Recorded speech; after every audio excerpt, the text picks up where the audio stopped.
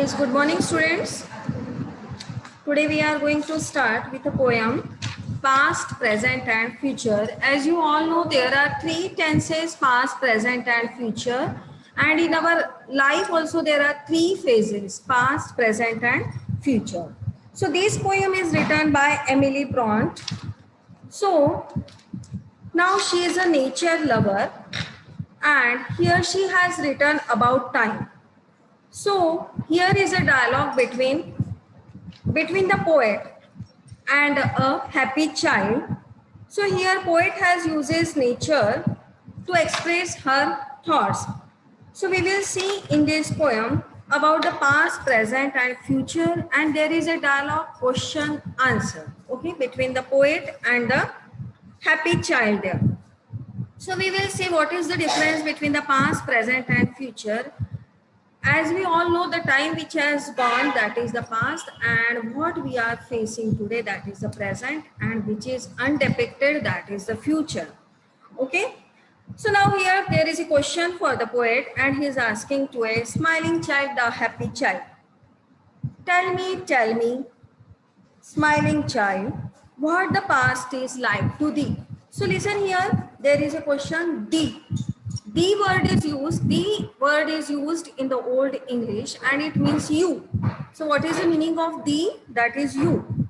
Okay, it is old English usage word. So here the poet is telling, tell me, smiling child. Smiling child means the happy child. What the past is like today. What is the past for you? Okay, so the as I told you, the means you. So the poet is asking question to that happy child. Now what the answer he gives there, the happy child it gives, an autumn evening soft and mild. So what he is telling that just like autumn which is very pleasant, it is the time, we can say the transition period between summer and the winter, and it is very pleasant time. So past is very pleasant, that is soft and mild. Soft and mild shows that it is very pleasant. But sadly, we can't go back. But with a wind that sighs mournfully, means there is also some sad thing that we can't go back again in the past. However, the past was very beautiful, very pleasant for us, but we can't go back in the past. That is the sad thing for the poet as well as for the happy child. So that is for you also. Can you go back in the past? No. Can I go back in the past? Yes. If I like that, I want to be as a child like you, I can't go back. And that is really very sad thing for me also. So for you also, if you want to be a child, if you want to be a small baby, no, you can't move back. So that is a sad thing. So this sad thing is compared to a wind. So with a wind that sighs mournfully. So wind, it reflects the sad things in our life so that we can't go back in the past. Now again here, the poet has a questions. So how is the present for you? Tell me what is the present, Avardhan? How about your present? So now what the happy child is saying, again, he is very thoughtful about it. So he is saying that a green and flowery spring is everywhere there is happiness, total happiness. For flowery spring is total happiness is there in the present, because present is the only time where you have the full power, you live with all your mighty things and you can do anything in the present. You can change your life, you can mold your life, you can make your life, or you can mar your life. So that is the present. So a green and flowery spring. So everywhere there is the ray of hope and happiness in the present. So how is comparing? Where a young bird sits gathering its flowers. So present is compared to a young youth, okay, where he has all the hopes and the imaginations and all the future plannings in his mind. So where he sits there on the top point of the tree and thinks there. So here top point of the tree means where he is on the peak, where he can see everything and do everything. So that is there where a young bird sits gathering its power. So young bird, it is just like the youth where it can have all the power. All the good things you can do it in the present. And for what? That is to mount and fly away. To mount and fly away means for the future. Whatever you do it in the present, you preserve it that for the future. So how you do it in the present, how you behave in the present, you will just get the reactions of it in the future also. So that is, so what is the present? Present is the time when you have full power to do something else, something good for others. Okay. So it is said that don't waste your present time. You have to make full use of your present situation, present time. Because whatever the time it is in your hand, that is the present. Because the past, it has gone. You can't do anything for that. You can just moan or feel sad that it has gone and we cannot go back to it. Now you cannot change the past, even whatever the bad things or the evil things you have done in the past, you cannot change it. Now it is only the present times where you can change, where you can do your best. So that is the present time. So here we have seen that about the past and about the present. So we cannot go back in the past. Even if we feel sad about it, we cannot go back in the past. Whatever we have to leave it in the present, and we have to make ourselves in the present itself. Then again, the next question from the poet is that, what about the future? And we know our future is totally unknown to us. Okay, our future is unknown. We can't predict anything about the future. But if we have lived our life in the present very nicely, then our future will be also very nice. Because it's just the action and the reaction, you will get it. If you have lived life happily in the present, if you have lived your life sincerely, honestly in the present, then your future will be also good there. So what is the future happy one? Again, he is asking happy creature. So in the first one, listen your first stanza, he has addressed the child as a smiling child. Okay. And in the second one, what is the nothing, he has addressed the child there. Okay, in the third stanza, again he has addressed the child as the happy one. So here where we are getting two adjectives for the child, that is the smiling and the happy. So what is the future happy one? Then he is asking, what about the future? A sea. So what is the answer? That is a sea. Just like a sea, a very big sea, vast sea beneath a cloudless sun. So saying everything is clear there, everything looks clear. Cloudless means that shows the sign of happiness in English. So everything looks very happy, very charming there. So very exciting, a mighty, glorious, dazzling sea stretching into infinity. So many things are to be done. So all the good things, the things to be done, it is compared to the sea. So just like sea, many things are to be done in the future, and they are exciting. All these things are too exciting and creating happiness in us, that what we have to do in the future. So future is unknown but still very exciting, because everyone of us wants to know about our future. Do you also want to know about your future? Yes. Sometimes you also go, koi haath dikhata hai, you also go to the palmist and show your hands. What is my future? What will I'll become in my future? So that is also very interesting things, and we have so many queries about our future. So here, that the same thing, we are so much excited about our future, but until and unless we make our present better, we can't have the good future in our life. So here the three, our life span is compared there one to other, and it is dependent on each other. If we just think things past, we get the experience from the past. Whatever the things, good or bad things we have experienced, okay, the ill circumstances we have faced in the past, so that is the experience for our present life. And what we are doing in the present, that will be a good experience for the future. So when you study history, what you learn a lesson from your history. Okay, how they have fought for the freedom of our country. So in this way, we also learn a lesson from our past. What mistakes we have done, what our past has taught us. So that mistakes we will not repeat it in the present tense. So in present also, when we are living our life, we should live to the life to the fullest.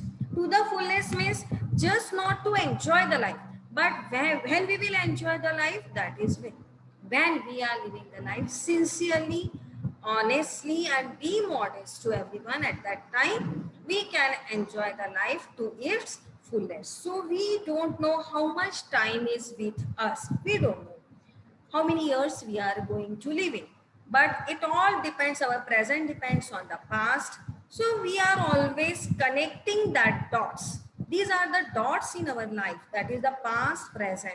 Okay, we cannot predict of the future, we cannot connect the dots to the future, but we can make a way for the future.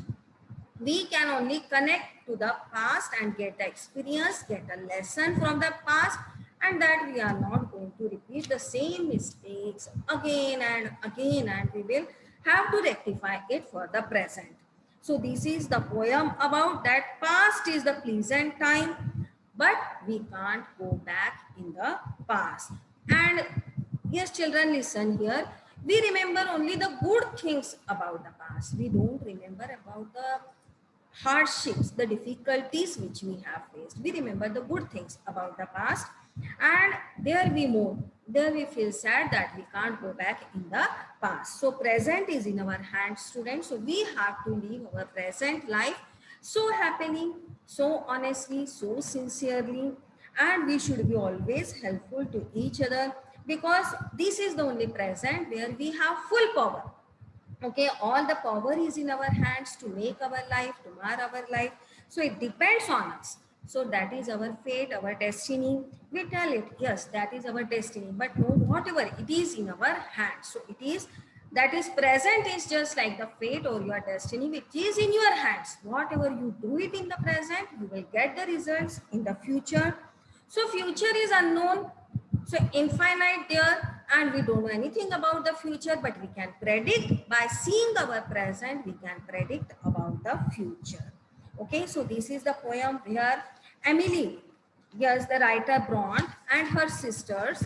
So she has written a poem, and I told you as she is a nature lover. So whatever our thoughts, her feelings, so that is expressed through the nature. Here flowers, then sea, soft evenings, all these things are described. So here we get that she is a true lover of nature about the poem. So, and here you have seen it is in the form of a dialogue. So question and answer, the answers for each and every question is there. So present is the only time where you can get your future, which is unknown but still exciting. Now listen here, in the first stanza, here it is told to you which are the rhyming words. Now what are the rhyming words there? See there the last letter of each line in the first stanza. Okay, if you see the last letter of each line in the first stanza, you will get it. Listen here. Child, thee, mind. Okay, see there the first line, child, thee, then mind, and then mournful. Okay, that is the sadness. Okay, this you are getting it there. So child and mind, this sounds together. So what are the rhyming words there? Okay, you will write down child and then mind. So this is not a dash, it is a hyphen. Okay, this you have to do. You know the difference between dash and hyphen? Dash is little bit big, hyphen is small. And then you have to write the other words from the poem. In the second stanza, you will get it spray away. So how you are going to write it? That is spray and again a hyphen away. Okay, then you will give a semicolon. Okay, you are writing the rhyming words from the poem. Okay, spray away. Then here it is one sun. Okay, one sun, and then again you will give semicolon and you will write down the words. So these are the rhyming words. Okay, these are in pair. Pair matlab jodi, do. Okay, so this sounds the same. Spray away. Then first one, child, mild. Okay, the mournfully. Our power. Okay, spray away. Then you will get it one sun. Okay, in this way you are getting the rhyming words in the poem. Okay, there are 3 stanzas and each stanza has 4 lines. This also you have to keep in mind, because now in 7th standard you have to write down the appreciation of the poem. So appreciation of the poem also is there. So first we will go with the English workshop activities. Are there some, so some adjectives you have to write it there. That is evening, spray, sea. For sea, which adjectives are used there for sea? That is the dazzling, mighty, glorious. These are the adjectives for sea. So such adjectives are used for the sea. Now listen here, there are 2 figures of speech used in the poem. Okay, 2 figures of speech. So here, suppose we say it simile and metaphor. Now we are going to deal with the simile and metaphor. So simile means comparison between the 2 objects using the words as and like. Last year you might have studied about these figures of speech. And metaphor, without compare, means there is without as and like but comparison between the 2 words. Okay, so now listen here, what is simile and what is metaphor?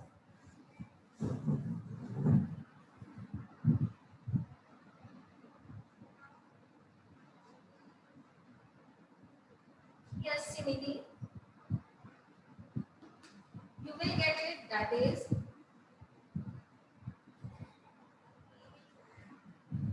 comparison between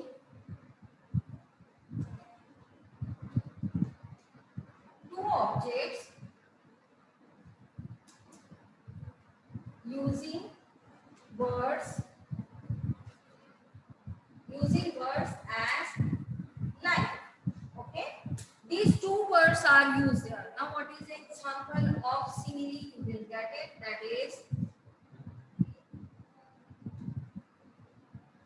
his brain is like a computer.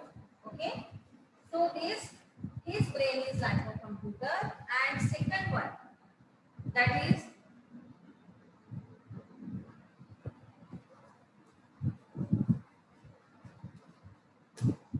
the moon is as high as snow. So this is simile. Okay, our next figure of speech, that is next figure of speech is metaphor. Okay, metaphor, again that is comparison between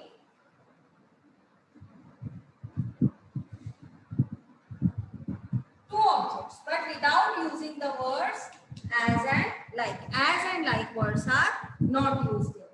Okay, so first example we can get it, that is his brain is computer. His brain is computer. Second you can get it, he is the lion of the family.